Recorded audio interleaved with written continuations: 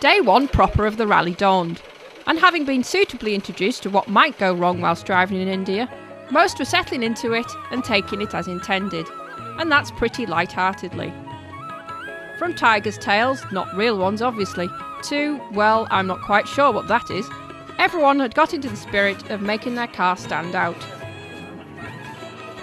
Before we set off on the trip properly, let's take a quick look at the route.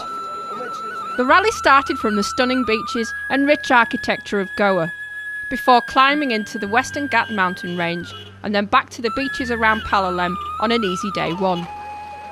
Day two would start early to get the cruise through the busy villages around southern Goa and into the north of Karnataka before a chance to marvel at the Murdeshwar temple dedicated to Lord Shiva. Day three was tipped to be a great drive, deep into the heart of rural India, with several scenic stops including the magnificent Jog Falls and with the evening halt being in Shimoga. It got a little bit crazy on day four as the rally headed to Mangalore, and the crews were presented with the real chaos of Indian traffic. Day 5 showed no mercy, with another hectic day, this time finishing in Mysore, and a chance to see the fabulous palace and to perhaps marvel at the opulent silks on offer in the city's many silk emporiums. Day 6 would be the last day in Karnataka, as the event now ventured into Tamil Nadu and its well-anticipated wildlife reserves. At the day's end, there would be the opportunity to take off on safari at the Masanagudi Jungle Retreat. After a morning of tiger spotting, the rally would head off late on day 7 to tackle the 36 hairpin section of road towards Ooty, where the cars and crews would really start to be tested. Day 8 would bring more beauty through hilly tea plantations, and concentration levels would need to be upped in order to stay focused on the mountain roads. Day 9, the penultimate and longest day on the route, and it was back down the same mountain road for another glimpse of its splendour and the eagerness for it to touch your heart. The day finished at Thekadi in Kerala, after a run through 2 of the area's wildlife sanctuaries. Day 10, the final day completing the over 2,000 kilometre route and the run into the finish at Kermarakom, amidst the Kerala backwaters, and time to reflect on what had been achieved, but not before a little bit of a party and the chance to relax with new friends and memories. But right now, all that's ahead, and as Rally Control leader Prem Chandra flagged Nick Capsey away in his one and only black ambassador, the event was finally underway.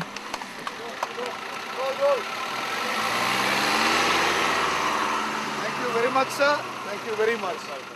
At last, after several months of waiting and hoping and dreaming and planning, the lucky few participants on this first ever Karma Enduro were set off into the bright and beautiful colours, noises and smells that make India so fascinating.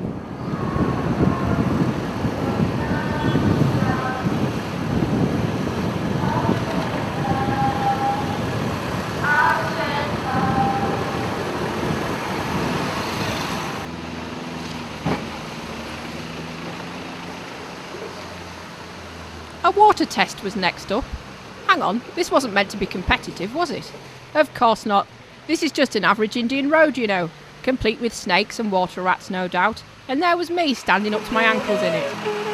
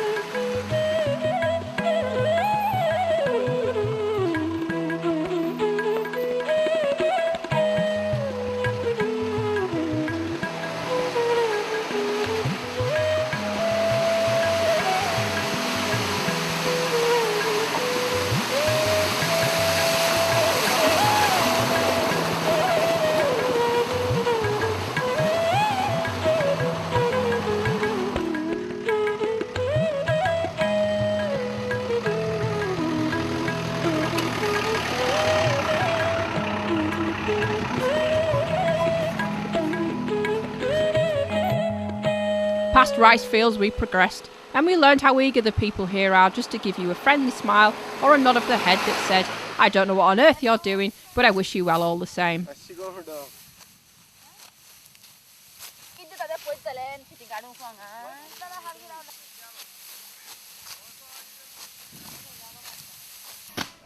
Eventually Mal, our cameraman, found a spare pack of cigarettes to give the workers, and everyone felt like they'd made a new friend.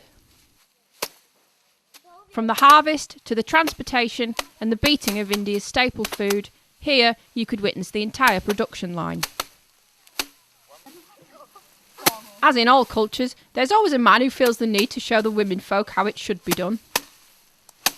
And again, as is the case across the world, the children here have obviously been well brought up not to talk to strange men who ask them what their name is. There was everything here, from the most colourful vegetables and fruits to pungent spices and herbs and all manner of things that we couldn't identify. And rather than be annoyed that we were filming them, as soon as you smiled and said thank you, well, you felt you almost had a friend for life.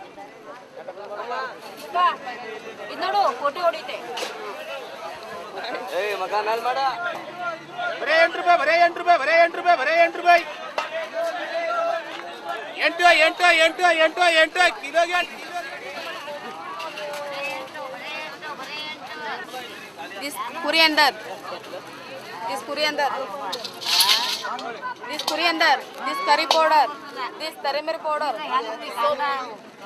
couscous, tamarind. Oh, tamarind. Tamarind. Kids. Hello. This good. Chilli no. This one. Kids. It didn't taste like any tamarind I'd ever had, but then it hadn't come in a nice little packet from a naming no-name supermarket either. Suitably buoyant from my exchange with the spice seller, I met up with a few others who'd also been drawn by the sights, sounds and smells of this fabulous hubbub.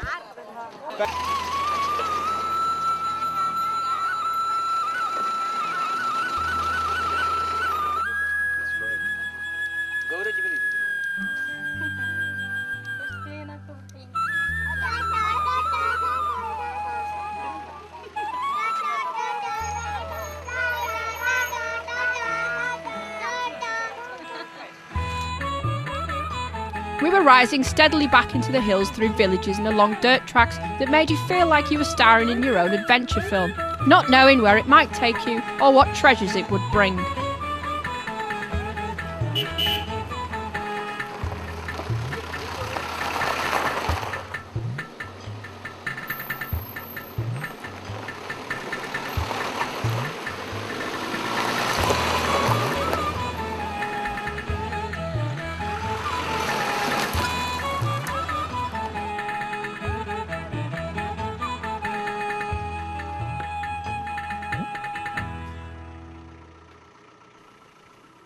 And what we really didn't expect was something that looked more akin to a gravel rally stage than the main road it was supposed to be. But this is enduro, the clue's in the name. It might be a non-competitive event, but that didn't mean it had to be easy. And this would prove a most challenging obstacle for some.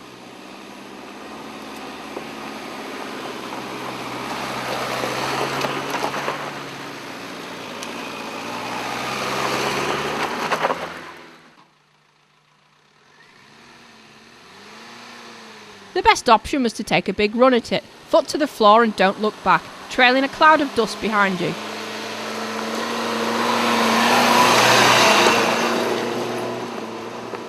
The worst idea was to have second thoughts and stop in the middle of the hill, because then you weren't going anywhere and neither was anyone behind you.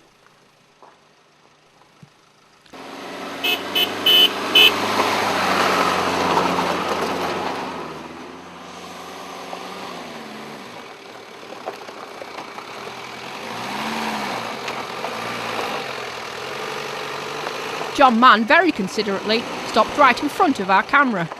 How thoughtful.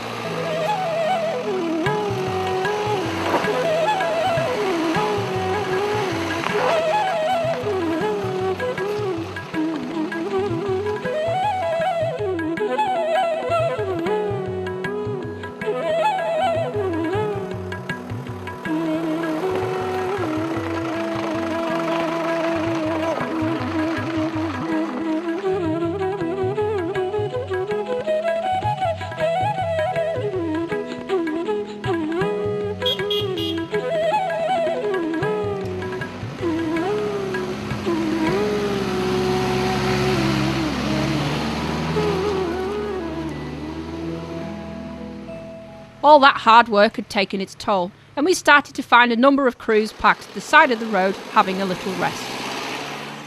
Oh yeah, go on. Yeah, go on. Sorry. Make it even worse. Sorry. What's the problem? We can't get it up this hill. It was overheating. And it just stopped. And the more we tried to get up, the more the clutch was burning out. Oh, no. So we had to leave it, let it cool down.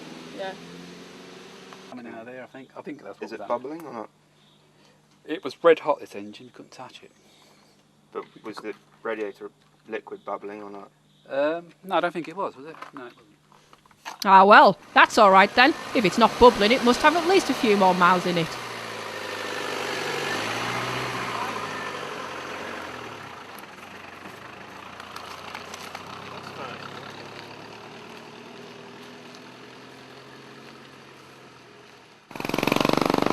Or at least a few metres.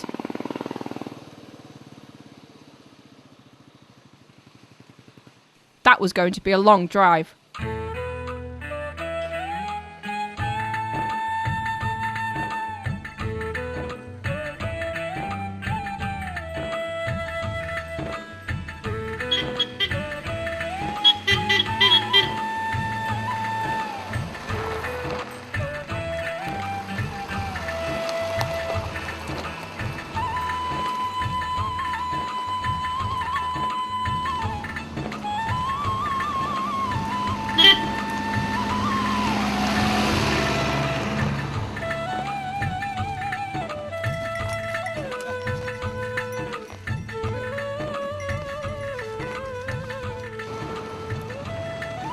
Bernard Down and Diana Bushell are getting into it though.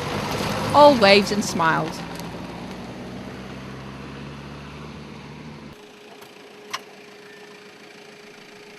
I'm sure there's a joke in here somewhere about how many men does it take to change a flat tyre. Does it feel like it's turning or not? It's like turning rounding off.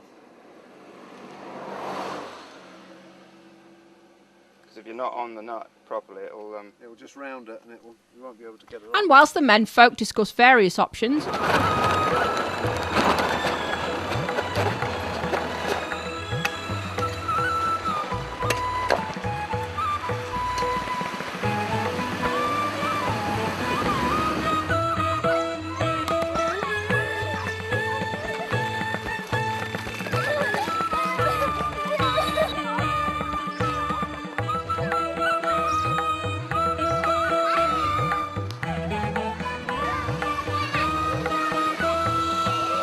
at last we were heading into Murdeshwar, and we decided it was about time we sampled some street food.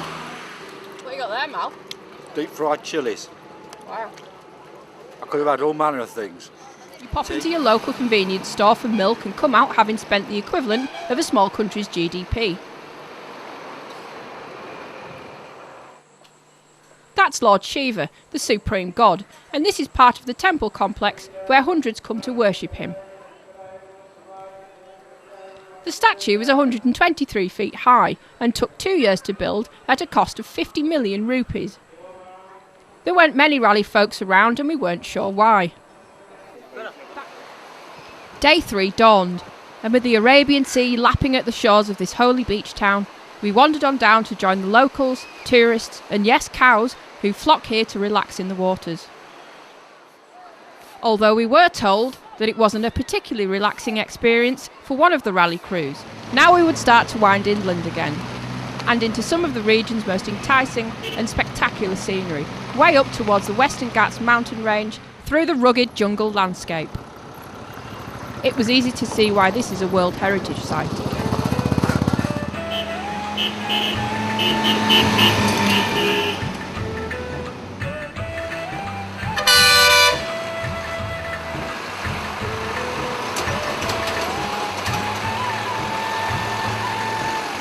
But rather than being a pleasant trundle up to the day's main attraction at Jog Falls, the road, which is a popular tourist route, meant crews were more occupied by dodging buses, tuk-tuks and other traffic than admiring the view. How are you?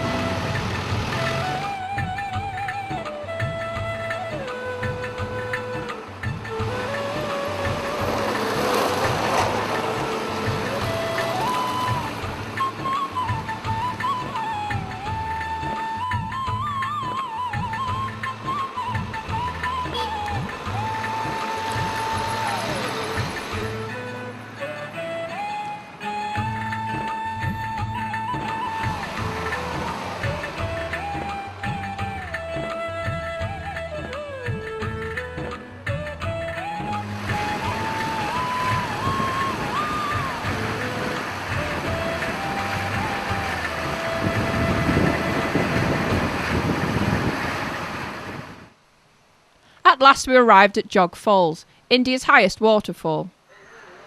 Sadly though, it's not as spectacular as it once was, owing to the construction of a large dam to impede the flow of the Sharavati river above it. But it's still fairly impressive, and besides, what most people had been drawn here for were the allegedly unbeatable pancakes, available in the attraction's stall area. And before you even got to eat a pancake, it was awe-inspiring just to watch the chopping of the bananas. I'm guessing that's a fairly blunt knife. Apparently few Western tourists visit the falls, possibly due to the road you have to travel to get there. But it's worth the ridiculously low 5 rupee, a few pence entry fee just to see the people who are so happy just to make you a pancake.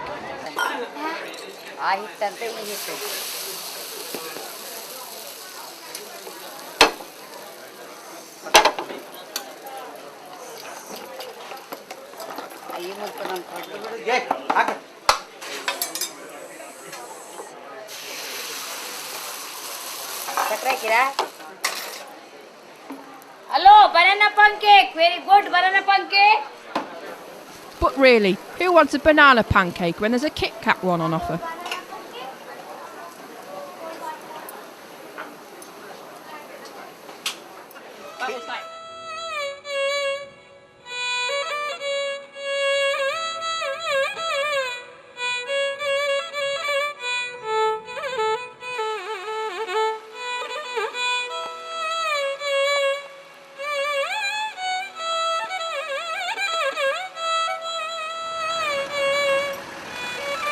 Bye.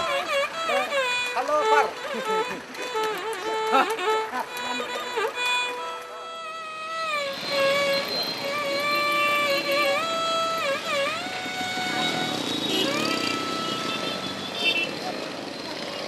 As we head into Shimoga, the final destination of the day.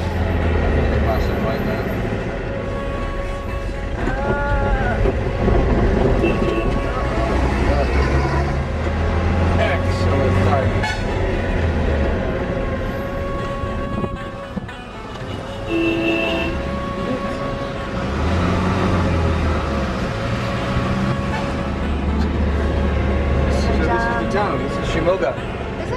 Brian reflects on a hard but rewarding day's drive. And we learnt the real perils of driving in India, as we again fought with trucks, buses and anything else for a place on the road. But that's the way you do it, apparently. Driving on the wrong side of the road, the middle of the road and the edges of the road that weren't road.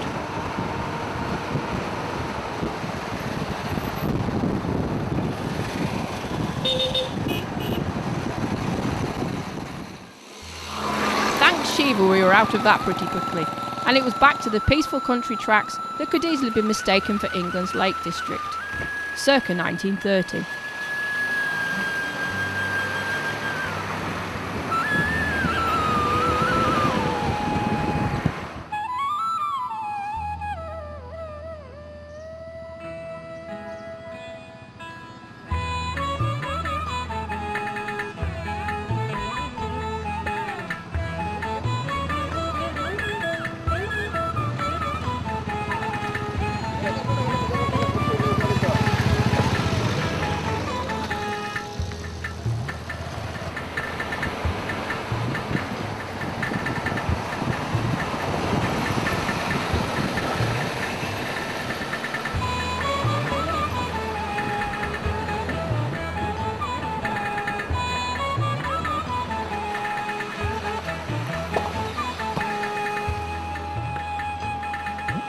I'd love to know what the locals are really thinking when we come ambling along through their villages.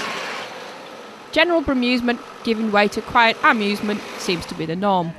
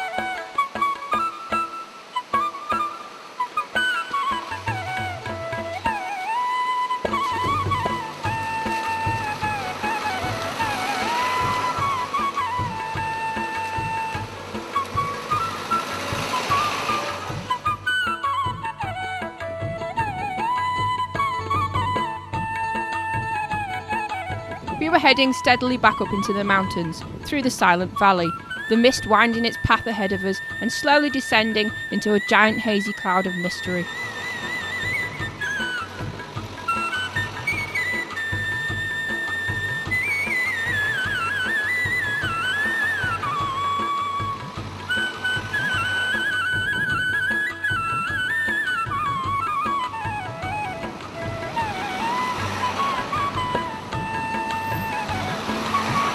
And just when you think you and your fellow explorers are all alone on a desolate mountain track and fighting the elements like proper trailblazers,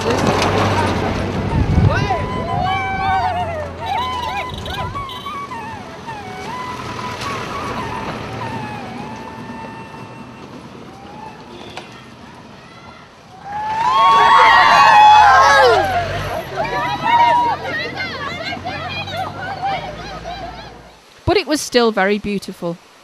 And you still couldn't help feeling a little bit in awe of the landscape's unerring charm and utter loveliness.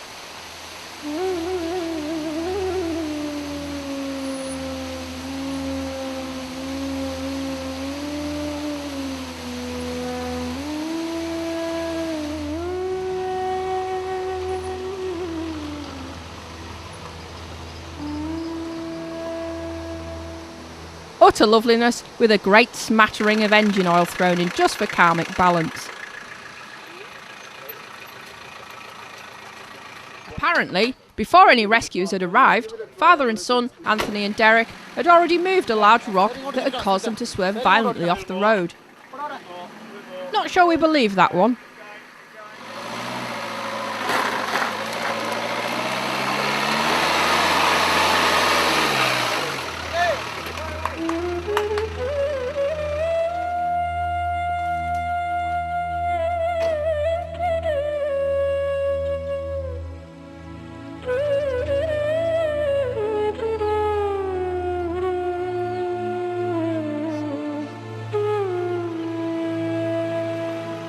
Further along, and we continue to pick up more and more drama as one by one the now affectionately termed Ambies fell by the wayside.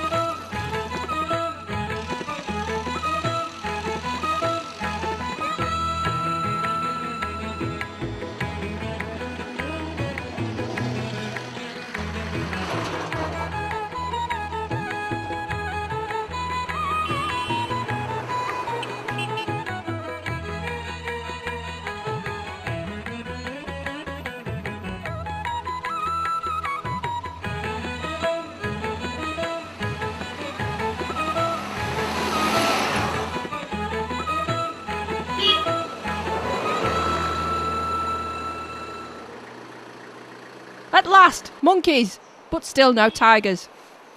And as we passed See No Evil, Hear No Evil and Speak No Evil, curiously watching us watching them here at the side of the road, we got some sense of how much like us they really are. Fighting. I think that's love. And yes, that too.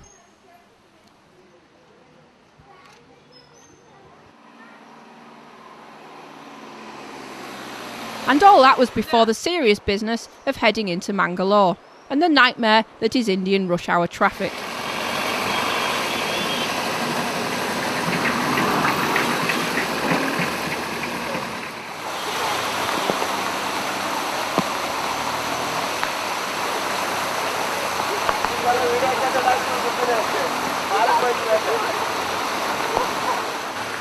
but at least it gave us a chance to read a few of the inspiring quotes painted on the back of trucks.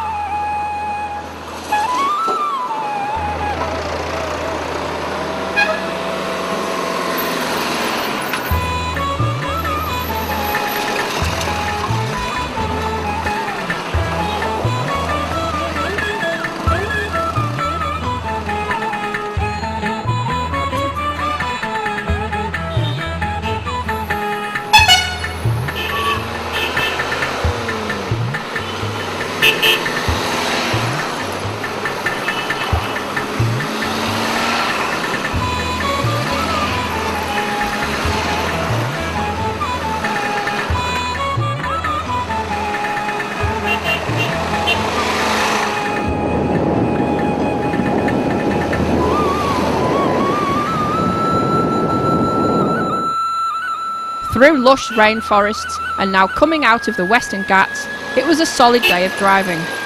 But with the crews now starting to get used to the potholes and the animals and the traffic, they were settling into it all.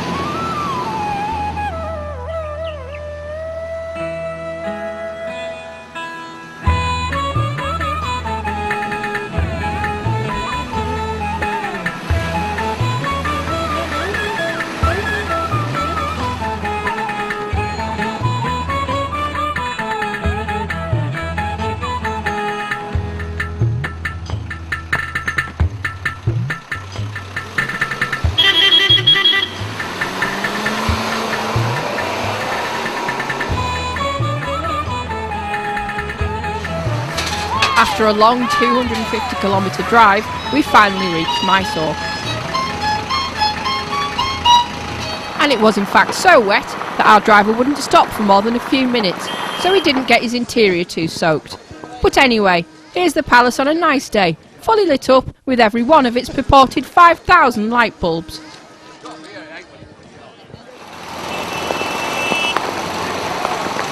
But for now, for us, it was back to sightseeing in the rain. At least he's enjoying himself. It really was mad, and most of our sightseeing involved an awful lot of tuk-tuks.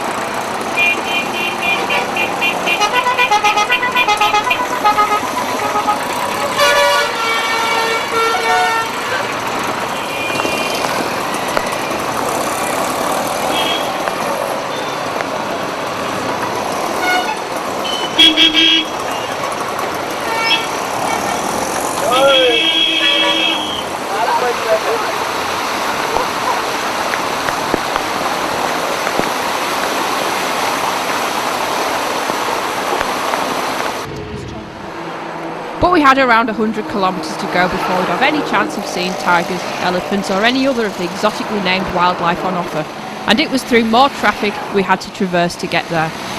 Still, all good things, as they say.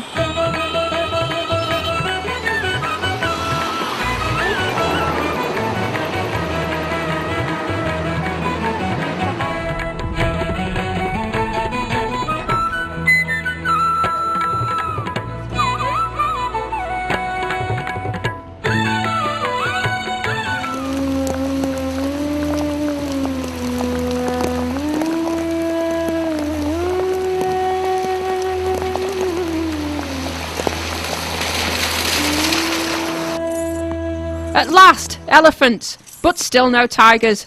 And these were tourist elephants anyway, with a diet schedule. Imagine that greengrocer's bill. We were now in the Bandipur National Park, and I might be a little bit sentimental, but it was actually quite sad to see these magnificent creatures with their big sorrowful eyes shackled up with no hope of escape. But then they are greatly respected here, and very well looked after. And unfortunately, if they weren't protected in this way, then we all know what would happen to them. Right, up. Right.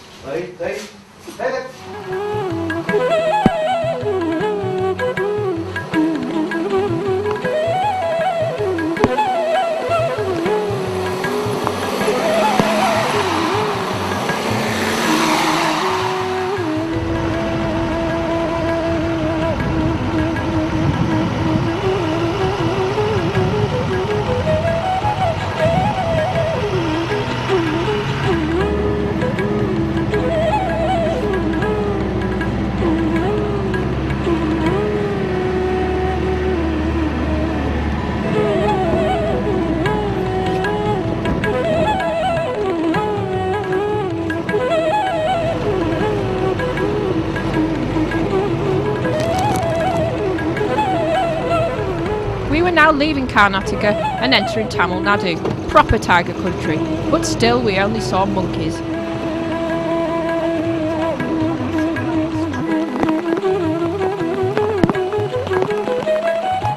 And then real non-tourist elephants.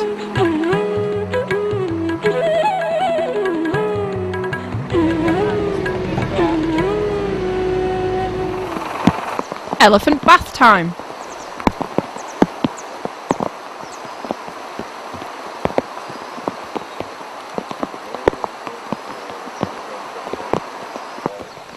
These elephants are actually orphans, rescued from the jungle at an early age when their mothers have died.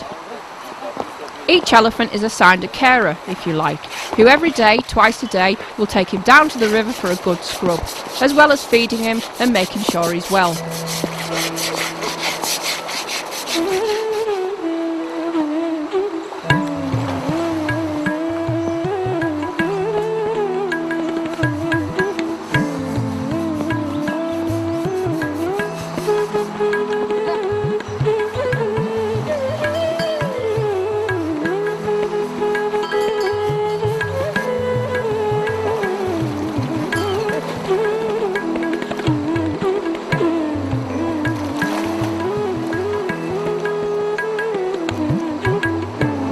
Tigers, but we did see a cockerel the size of a man. And how many children in the UK could you imagine being happy playing with a tyre and a stick?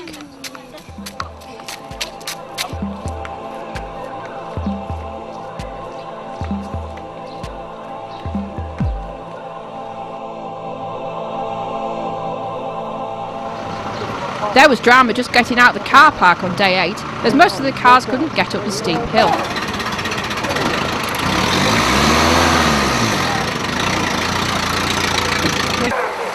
We finally came out of the hills and into Mettupalayam, a sprawling, busy town owing to its position at the foot of the Nilgiri Hills and its subsequent trade in the area's fruit and vegetable bounty. It was another example of India's organised chaos traffic system, and once again you had to be on the lookout for dogs, cows, buses, bikes and anything else that might step in your path.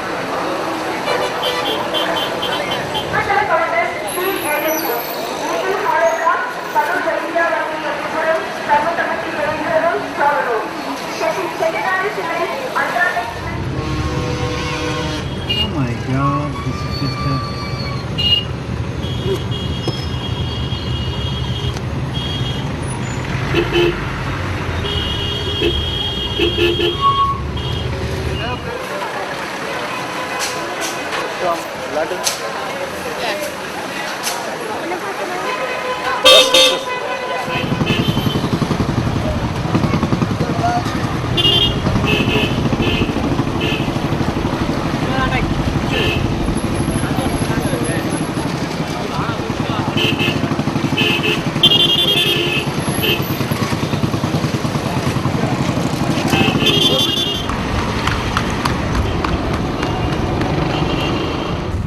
After that little bit of madness, many stop for a break and refreshments, and Melvin Burgoyne reflects on the country's roads.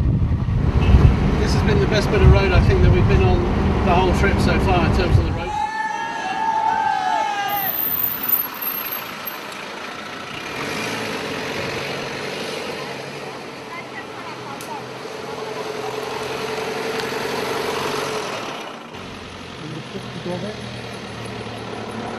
And it was good to see that Janet and Ronald Crawford had made it this far after their problems earlier on.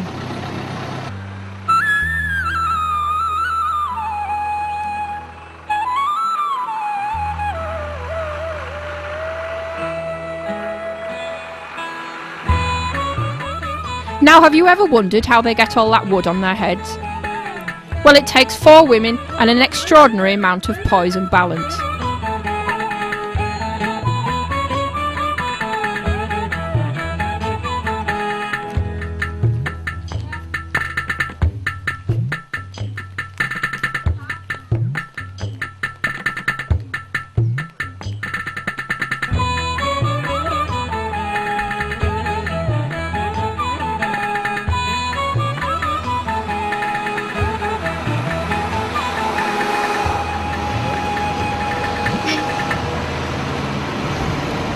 Just outside of Cody Canal are the popular Fairy Falls, and most of the rally had stopped for a quick look at the cascade down the granite cliffs and a bit of a breather. Blake Minton was now on her own, co-driver Rachel James having opted to ride on a bike today. Wherever there's a tourist attraction, you're going to find stalls selling everything from food to souvenirs, and here was no exception. With the thumbs up from Diana Bushell, we just had to sample the deep-fried hot chilies.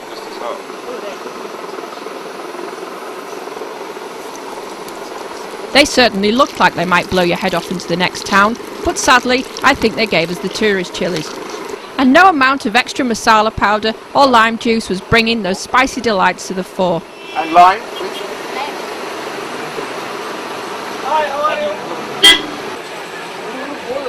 I was beginning to think I'd burnt my taste buds off. Thank you. They're hot.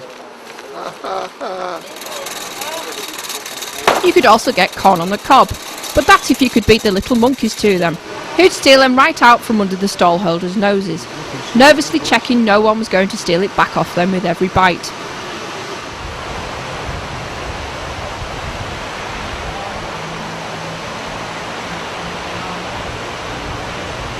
And from one little monkey with a corn cob, what does that remind you of? Day 9, the longest day of the rally at 300 kilometres, and arguably the most beautiful.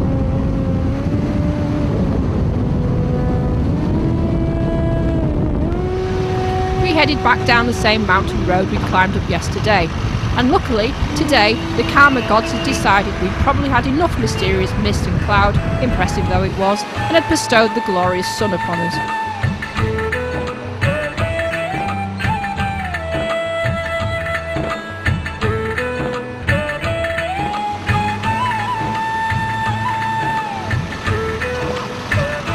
We would eventually move out of the Palani Hills today, but for now they still had plenty of wonderful views to offer us.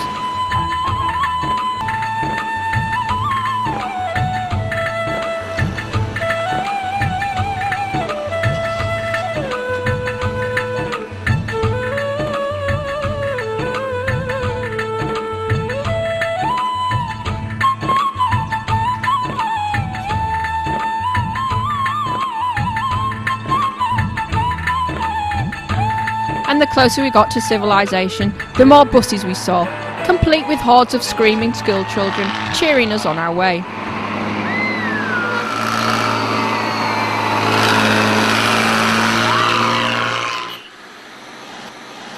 India really is an incredibly diverse country.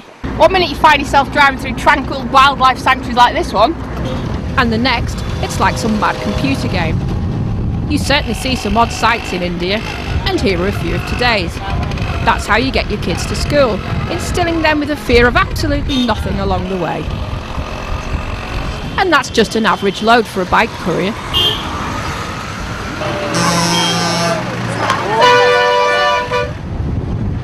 Today would see us travel through 2 wildlife sanctuaries. This is the first at Indira Gandhi, and those pesky buses were omnipresent once again. Although, to be fair, I think our cameraman might have been the one in the way here. Our onboard camera had failed somewhere between the monkeys and the mountains, so we were now having to improvise by hanging out the side of the car. But at least it gave us a chance to do a few impromptu interviews along the way.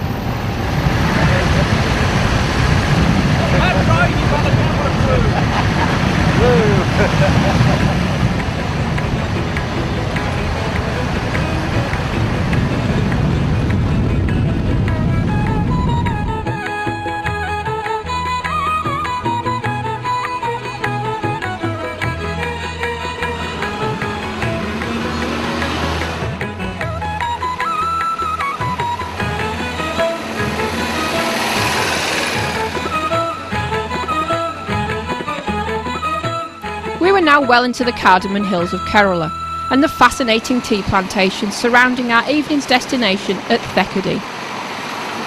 The smells here were incredible and left you feeling heady with clove, cardamom and of course tea.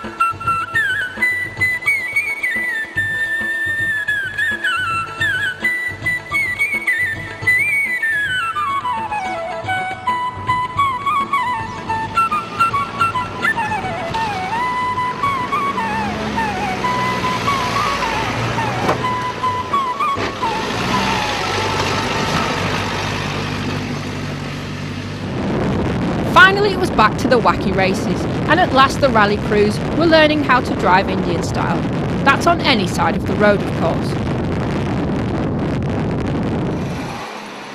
It was Diwali time, the festival of lights, and as the cars passed through the towns, they often got a surprise they weren't bargaining for. But at least they finally saw a tiger. And it being Diwali, the hotel in Thekady that night had laid on some traditional Indian dancing for us.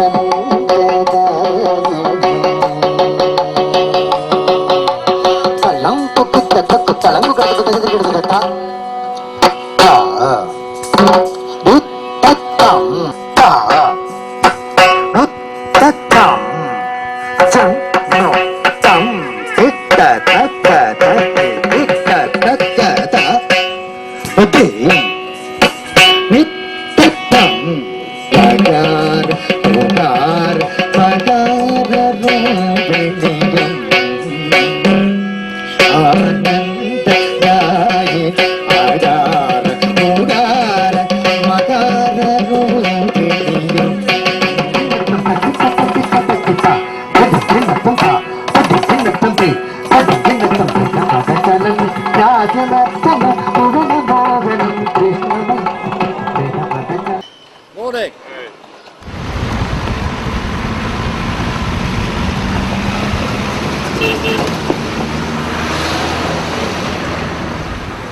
The 210-kilometre drive today was really just a means to an end, in order to get the participants quickly to the finish and into celebratory mood for the evening's entertainment.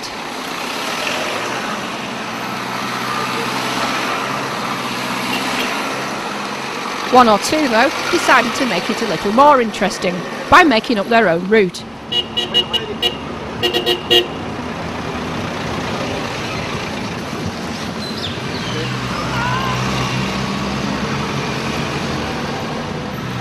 Whilst others felt a bit of cooling down was in order.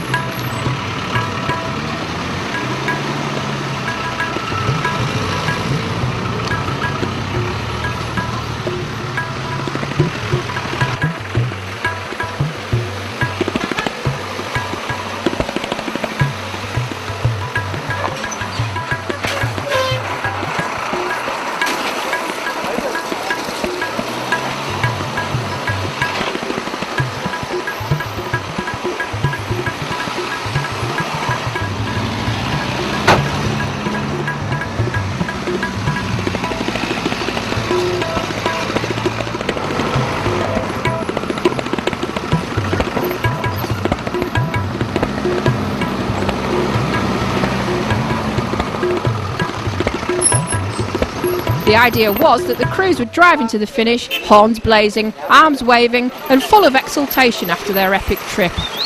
But they didn't quite seem to be getting it. Still, at least the locals were.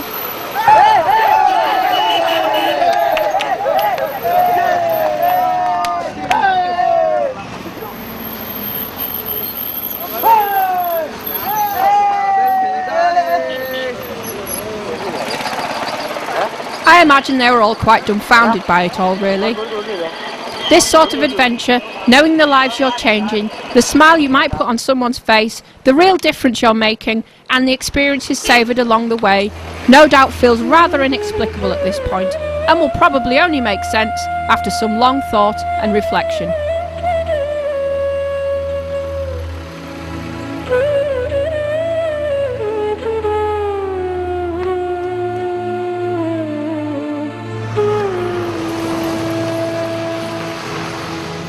Chris Nurse and Robin Stalker, having failed to find an ox and cart owner crazy enough to let them loose with it, decided to let it all hang out in the Ambassador instead.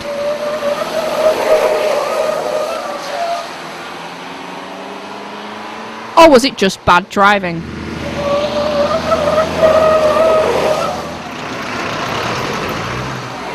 And still the pen giving continued. What was that all about? Say hello, we ended up giving them, they mobbed us for some sweets, which was great, it really was good. Lovely people. The eagerness of the people of India just to be friendly really was astounding and never ceased to delight. If you smiled at them, they smiled back. If you waved at them, they waved back. If you wanted to chat, they were more than happy to practice their English on you. And really, what it all made you think was, wouldn't it be lovely if we were all a little more like that back home? Not all have been plain sailing today though. John and Leonard Parker proudly show off their battle wounds. They'd managed to hit one of those ubiquitous buses, and it was a wonder more hadn't over these arduous 2,000 kilometres, but they and everyone on the bus was unhurt, and John and Leonard were still smiling and apparently enjoyed a pipe with the locals after the incident. A tobacco pipe, of course. The rally was to finish with a serene drive along the Caroline backwaters.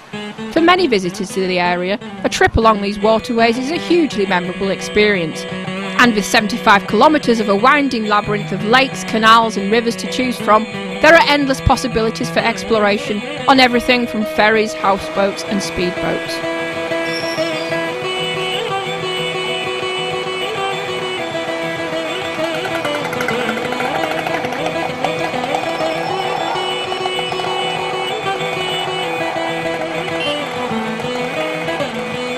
Back at the finish, as we awaited the arrival of the cars, a special guest had been arranged, and I got a bit nervous when everyone else ran out of his way.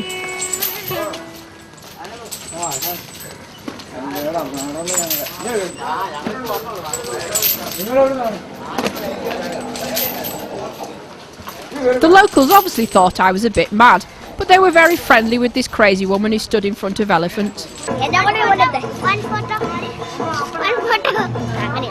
Everything was perfect. There were elephants, there were children, there was music, and they just had to get the finish banner straight and it'd all be ready. No one had a ladder, but Nick Capsey had a jeep, and he got on top of it to sort things out. Realising his plan, one of the security guards eagerly jumped in before him. Oh well. Luckily, they had another one further in.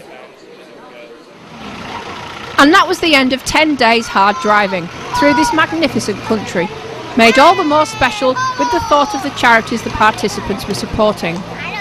Over £300,000 have been raised for the Rainbow Trust Children's Charity and Adventure Ashram. But it was just the start of some everlasting memories, and perhaps it would change more lives than those they were here to help.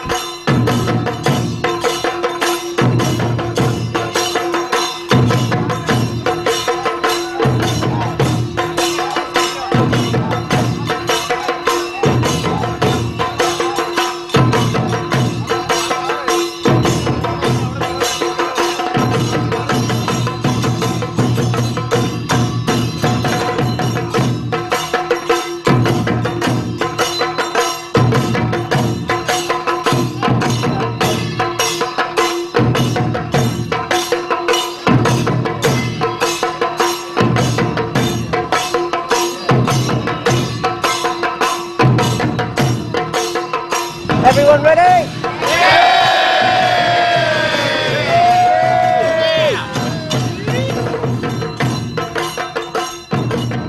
How must it feel to have successfully organised such an extraordinary trip for so many contented people? And it's not a bad place to come to do something to make yourself feel a little bit special. And that's karma. What goes around comes around. The effort of what you put into changing others' lives may well reward you by changing your own.